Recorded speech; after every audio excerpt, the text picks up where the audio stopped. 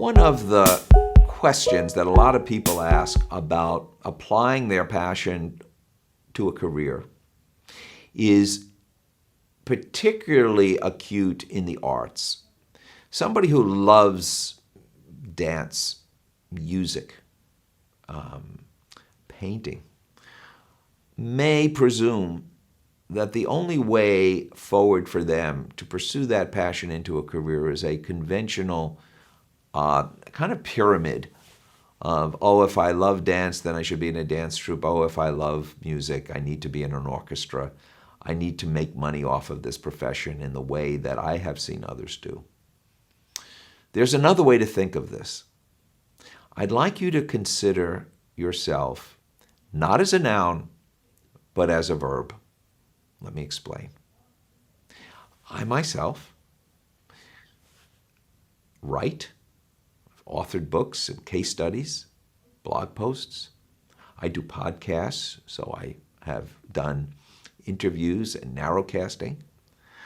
I have taught in universities, and so I teach, and I have coached, mentored, consulted. Notice that I am using verbs to describe myself and not nouns, because when I only call myself a teacher, that means that everything else I do is kind of a digression from being a teacher.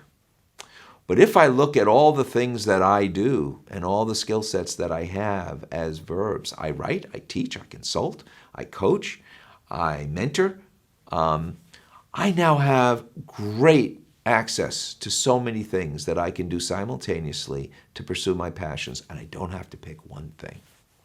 So imagine you're a dancer. You love dancing, you love choreography. Well, there's a whole population of people who may have Parkinson's or disabilities. And imagine teaching people with Parkinson's dance, and that they no longer look at themselves as people with chronic illnesses, but they look at themselves as dancers. Or think about somebody with Alzheimer's who you are introducing music to them that is familiar, and you see that they come alive in terms of the music that you provide, that you can use art for people who are disabled so that they can use what you love in a way that heals them. I give these examples so that you can open your mind to not give up on your passions or define yourself narrowly as a noun, but define yourself broadly with verbs of things you love to do and find ways to apply them. And we call this systems thinking or service thinking, in which we look at a system that like health, transportation, or what have you. And where is it that your talents and your proclivities and things you love to do could be applied for populations that could use them? And if you could make that connection, you have a greater chance of being happy. Let me share with you a story that I think is quite amazing in this regard.